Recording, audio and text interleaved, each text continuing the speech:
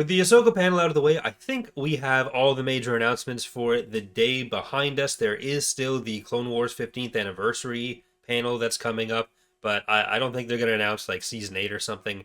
So the two big announcements that we had for the day were that Lars Mikkelsen is in fact returning as Thrawn. We got our first kind of blurry look at that because it was just shown in the panel. So now for everyone outside of it, we just have the pictures that other people took, which is one of the disappointing things about Celebration, that most of these big panels aren't streamed. So a lot of our first looks at things like the Acolyte, now Ahsoka, are coming from kind of blurry, grainy photos and videos that other people pirated out.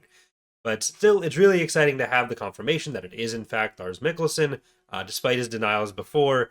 I've seen some people getting like upset at him for denying it before, as if you wouldn't expect that he would do that.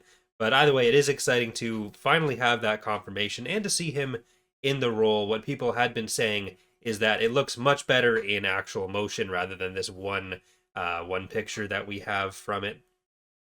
But the other big announcement that we've had come out of the Acolyte, at least, is that Vernestra Rowe is going to be in the show. So if you haven't read the books from the High Republic period, she is a pretty major character from those books, which does imply that the show is set closer to the High Republic books, which are a couple hundred years before the Clone Wars, rather than being closer to the Phantom Menace, which I think is what was generally believed to be the case until at least recently. So we don't have a bunch of hard detail or many hard details on that, but we have seen Vernestra Rowe is in the show.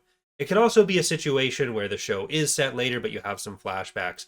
But one of the things that this is kind of an example of is that we're getting a lot more connections between a lot of different Star Wars media in a way that we didn't necessarily get before. I have a separate video that I'm working on for this, but it's been an evolution over time of how interconnected these bits of media could get. If you go back 30, 40 years, then it was a lot more like we're telling one story in this book, and then maybe someday, if there's another author like James Luceno or Kevin J. Anderson, then you'd start to get more of those connections.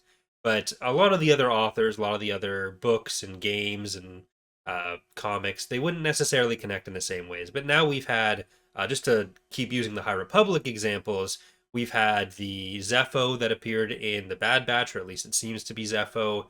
We've had the High Republic Jedi in the Jedi Survivor trailers.